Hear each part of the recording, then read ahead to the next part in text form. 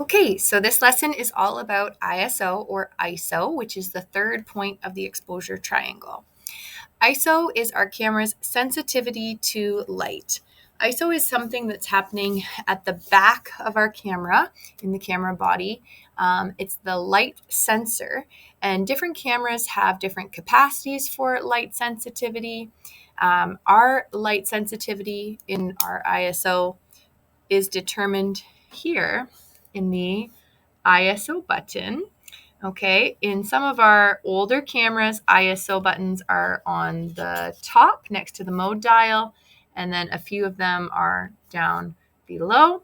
But we have ISO auto through to 6400 on our newer models of Canon cameras. So the way we change our ISO is through the ISO button and then navigating with the navigation pad to select the one we'd like. So I'm going to select ISO 100 right now. 100 is our less sensitive area of light or image sensor. So when I choose an ISO, I'm choosing it based on my lighting environment. Okay. Originally, ISO was determined with film put in the back of cameras, and we would have one roll of film that we had for a whole 22 to 64 frames. And we would choose that roll of film based on where we planned to be shooting. So if we knew we were going to be outside during the daytime, we would choose a lower ISO for lower sensitivity like ISO 100 or 200. If we knew we were going to be shooting at nighttime when we need more sensitivity to light in order to capture our subjects, then we would choose a higher ISO such as 6400 or 3200 to put into our cameras. If we knew we were going to be shooting indoors with a mixed lighting environment, we might choose something like 400 or 800 ISO. When you're determining your ISO, in the past two steps, you've chosen an auto ISO, so your camera is choosing it for you.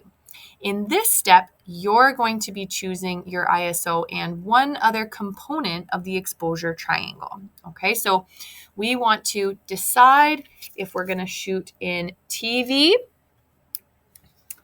if we're going to shoot in AV or TV, and then we want to decide our AV or TV setting based on what we're going to be shooting. So if I'm going to be shooting something that is unmoving and I care more about my depth of field and I want that shallow depth of field background blur, then I'm going to choose AV. And if I want to choose something that's a moving subject that I'm going to try to freeze in camera, then I'm going to choose TV. Once I've chosen that, what I'm shooting and what semi-manual mode I'm shooting in, then I'm going to change my ISO accordingly. Okay, so let's say my step one, I'm shooting a still subject of a person. I want them to have a nice background blur, so I'm going to choose AV. And I'm going to set my f-stop number accordingly. So I'm going to turn my camera on. I'm going to go to the AV button on my mode dial or the AV spot. And then when I'm in AV, we know that my f-stop is what's going to have the tickers around it. Ooh, f-stop over there. So f4.5 is going to be low sensitivity to is going to be a shallow depth of field and a large opening in our lens to let in more light, which is going to give us a background blur. So if I have more light coming in from my f-stop and I have a low sensitivity with 100 ISO and I take a picture, I don't have a person in my office right now, so I'm going to take a picture of my Yeti mug, looking through, finding focus, and take the shot. Then I can see my photo. I now want to take the same photo with the same f-stop with a high ISO, okay, to see the difference between the two. So I'm going to go back in my settings. I'm going to hold the ISO button on my camera, and I'm going to navigate to, I'll try one at 800 ISO. So 800 ISO is more sensitive to light. My camera's f-stop number is wide open to the light, so this should be a brighter photo. So I'm going to get nice and low so I can shoot my mug with a shallow depth of field and take the shot. Now I'm going to go between, and I've got photo 1 and photo 2. So photo 2 with the higher ISO, you can check my ISO by hitting display again, at 800 is a little bit brighter than photo 2.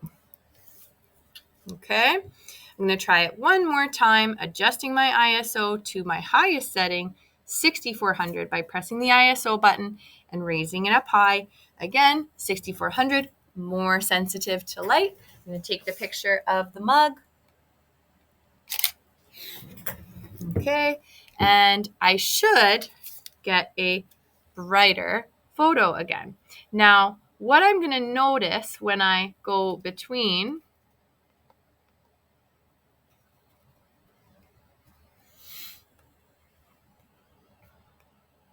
them is my shutter speed's going to change. Okay, so my shutter speed is right here on my screen, 1/1000th of a second. So very, very fast. So when my camera said, okay, she wants her f-stop at 4.5, so it's nice and open to light, and she's chosen a really high ISO. Lots of light is coming into my camera. So that allowed my camera to make the decision, okay, I'm going to go super fast with my shutter speed. Okay, when I go to the second photo that I took at 800 ISO, okay, and f4.5, then my camera said, okay, I can go a little bit slower at 1/125, okay? So as I get more sensitive to light with my ISO, my camera is going to compensate by speeding up my shutter speed, okay? And then same thing here with ISO 100, less sensitive to light. My camera also has an aperture which is letting in lots of light, and my camera slowed down even further to allow more light in to balance that exposure. Okay, so I'm going to go to my next slide and talk about the trade-off of ISO. So if I was making things easier for myself, I might always want to have a higher ISO, no? So that I could always capture those scenes at a nice bright exposure with that quick shutter speed. Well, no. The answer is we always want to keep our ISO as low as possible to get our balanced exposures, because raising our ISO is going to give us more noise or grain. And what that looks like is if you zoom in close on your pictures, and you can do that by pressing the plus icon here.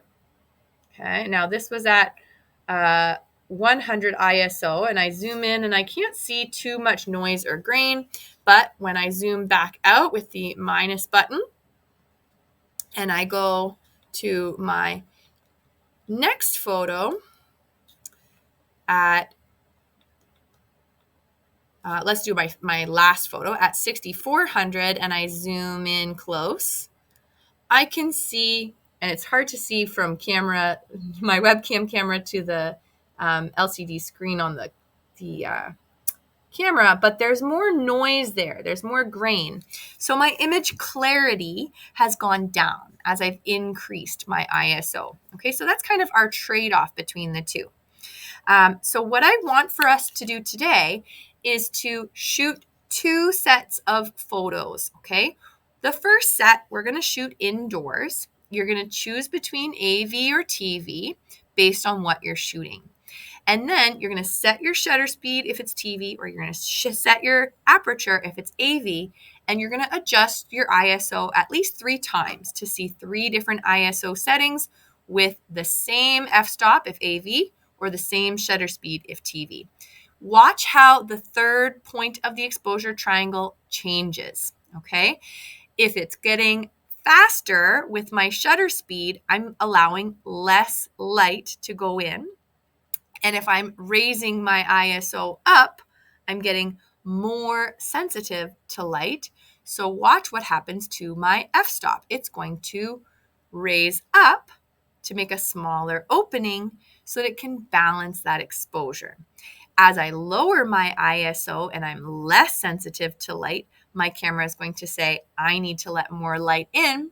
It's going to lower the f-stop number down to open that lens up and allow more light in to balance the exposure.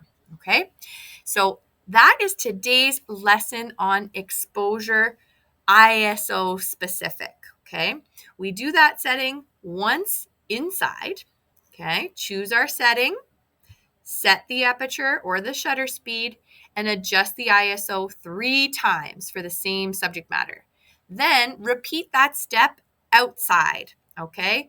Choose your subject matter, choose your AV or TV, set the aperture or shutter speed according to what you're shooting, and then take 3 sets of photos with 3 different ISOs, okay? Good luck today, and post these photos to your technique page with labels for your aperture, your shutter speed, your ISO, and which mode you selected on your mode dial.